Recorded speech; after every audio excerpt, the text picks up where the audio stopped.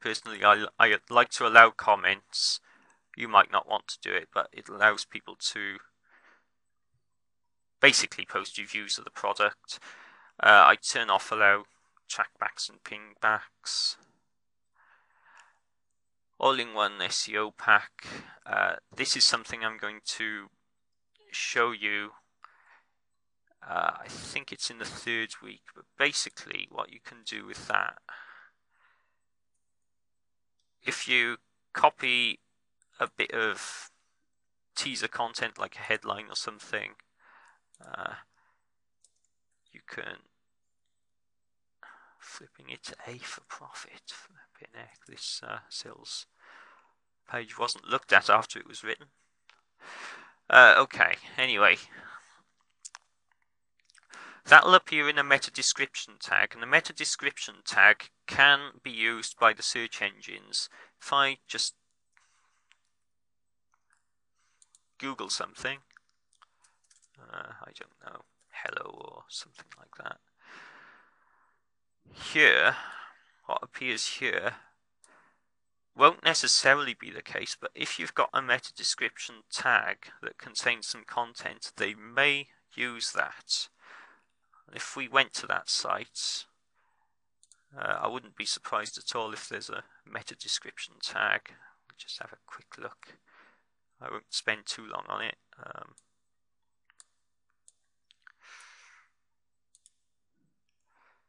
Here we are, meta description. News and pictures from the world of celebrity, royalty, entertainment, blah blah blah. Yeah, okay. So, and if we go back to Google, there we are. That's what they've used. So, there are some meta tags that are worth using. Meta keywords, as everyone says, that's not worth bothering with, but there's our description. You can also enter a different title if you wish to use it. I never bother with the keywords, personally. Now, actually, I don't know what this type of product is. It's got a little bit of internet marketing stuff, so I'll put it in the internet marketing category. You can define different categories that your products can go in. Post tags, that's like a categories list as well. It's an ebook. Alright, it's to do with internet marketing. I don't know what else is the case. Okay, I'm going to publish it.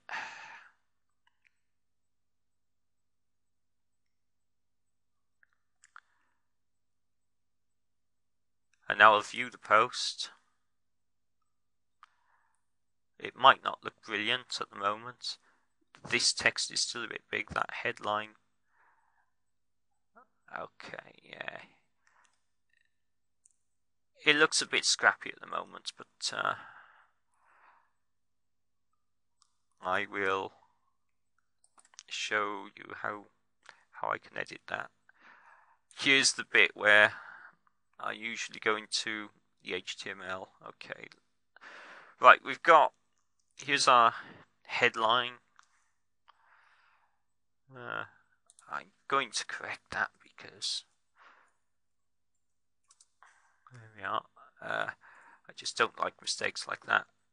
Let's try font size of large rather than extra large. If you can't get anything working at all in terms of when you oh yeah, it's a good idea to click on preview changes rather than just update all the time. Okay, well that'll do for now. It looks pretty scrappy, but I'm going to leave it as is. If it generates any traffic, I'll revisit it and tidy it up. If it doesn't generate any traffic, it can just stay as it is. Okay, yeah. If you can't, if you get a sales page that just won't cooperate in terms of the way it looks at all, just copy the whole text.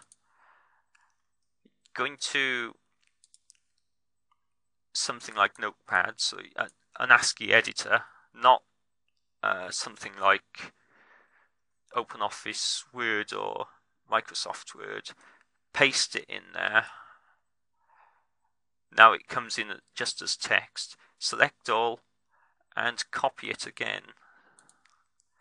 And then if I was to start a new post and just paste it in there, it all appears as text, and then it's possible to tidy it up as you see fit. You can bold, italic, use hyperlinks. You probably wouldn't want to do that. Use block quotes. Various different things you can do here. Oh yeah, you can. I've got a feeling it might work even just to copy the page and to just paste it straight into the HTML view. But if I hadn't done that, if I'd used the visual view, you can see it's just copied the text. It's all in the same font now, so it's a lot easier to deal with. Right, post the sales page for the products. Okay, yes, well, we've just done that. Test the eShop, that's the next thing to do. Right, I've had a little bit of trouble with this. I'll show you how to use PayPal Sandbox because that was a promise made on my sales page, but I don't actually recommend doing that anymore. The reason being, I did that with this webinar sales page, got it all working as far as the PayPal Sandbox was concerned, but then it didn't work when I had a buyer. So I recommend that you set the price of your product to be 1 penny, 1 cent, very low, and get someone to do a test purchase for you. Specifically with PayPal, you can have 2 accounts. One of the things I forgot to mention is if you are trading with PayPal, obviously you need either a Premier or a business account to sell stuff.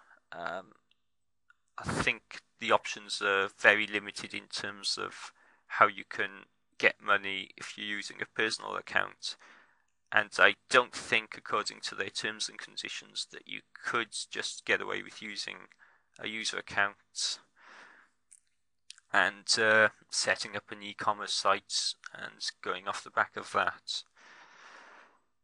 Anyway, using PayPal Sandbox. Okay.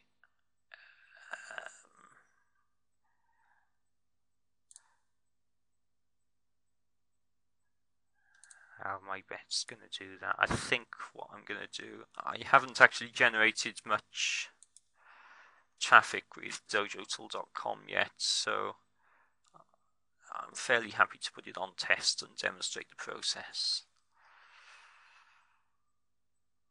To do that, yeah, I don't care about what I've done with that page because I was only demonstrating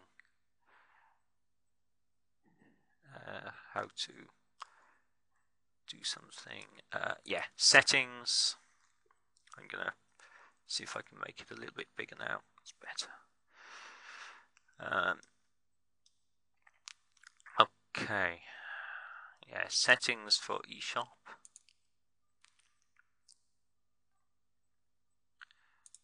Okay. Change the eShop status to testing.